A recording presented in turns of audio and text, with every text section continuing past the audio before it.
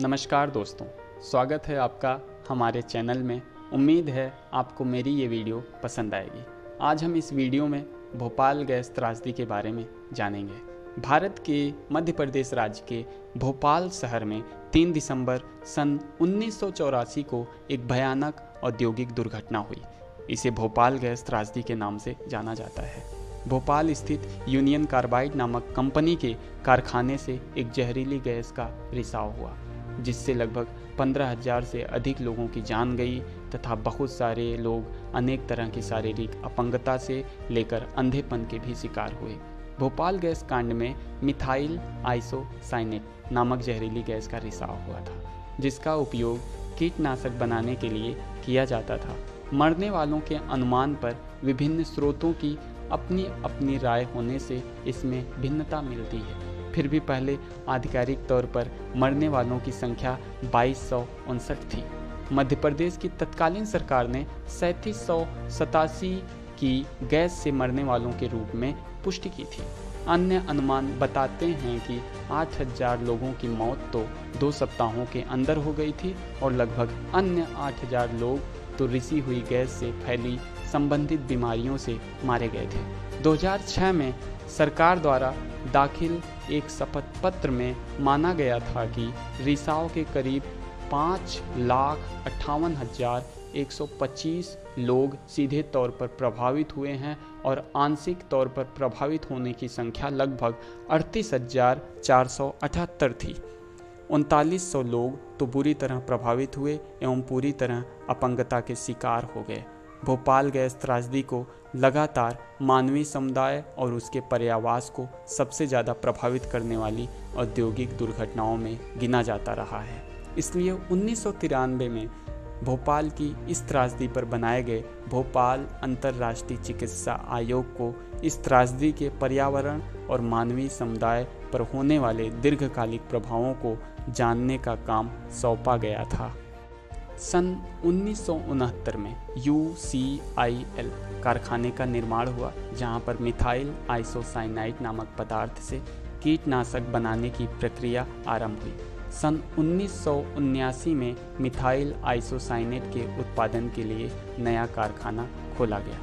नवंबर 1984 तक कारखाने के कई सुरक्षा उपकरण न तो ठीक हालात में थे और न ही सुरक्षा के अन्य मानकों का पालन किया गया था। स्थानीय समाचार पत्रों के पत्रकारों की रिपोर्ट के अनुसार कारखानों में सुरक्षा के लिए रखे गए सारे मैनुअल अंग्रेजी में थे, जबकि कारखाने में कार्य करने वाले ज़्यादातर कर्मचारी को अंग्रेजी का ज्ञान बिल्कुल भी नहीं था। साथ ही पाइप की सफाई करने वाले हवा के वेंट ने भी काम करना बंद कर दिया था। समस्या यह थी कि टैंक संख्या 610 में नियमित रूप से ज़्यादा MIC गैस भरी थी तथा गैस का तापमान भी 4.5 डिग्री की जगह 20 डिग्री था तथा गैस का तापमान भी निर्धारित 4.5 डिग्री की जगह 20 डिग्री था। मिंक को कूलिंग स्तर पर रखने के लिए बनाया गया फ्रीजिंग प्लांट भी पावर का बिल कम करने के लिए बंद कर दिया गया था। 2 से 3 दिसंबर की रात्रि को टैंक E610 में पानी का रिसाव हो जाने के कारण अत्यंत ग्रीष्म व दबाव पैदा हो गया और टैंक का अंदरूनी तापमान 200 डिग्री के पार पहुंच गया, जिसके तत्पश्चात इस विषैली गैस का रिसाव वातावरण में होने लगा। 45 से 60 मिनट के अंतराल में लगभग 30 मीट्रिक टन का गैस का रिसाव हो गया था। इन विषैली गैसों का प्रवाह भोपाल शहर में दक्षिण पूर्वी दिशा में था। भोपाल के वातावरण में जहरीली गैसीय बादल के प्रभाव की संभावना आज भी चर्चा का विषय बनी हुई है। संभवतः मिग के उपरांत गैस के बादल में phosgene, hydrogen cyanide, carbon monoxide, hydrogen chloride आदि के अवशेष पाए जाते हैं। इस त्रासदी के उपरांत भारतीय सरकार ने इस कारखाने में लोगों के घुसने पर रोक लगा दी। अतः आज भी इस दुर्घटना का कोई स्पष्ट कारण एवं तथ्य लोगों के सामने नहीं आ पाया है। शुरुआती तौर में CBI तथा CSIR द्वारा इस दुर्घटना की छानबीन की गई थी।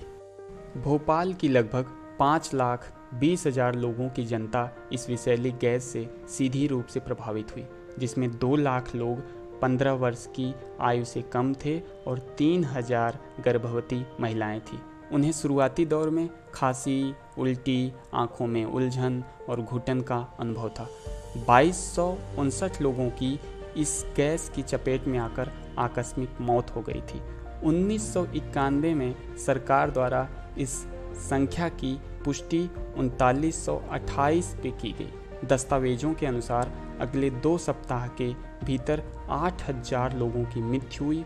मध्य प्रदेश सरकार द्वारा इस गैस के रिसाव से होने वाली मृत्यु की संख्या 3787 के आसपास बताई जाती है। रिसाव के तुरंत बाद चिकित्सा संस्थानों पर अत्यधिक दबाव पड़ने लगा।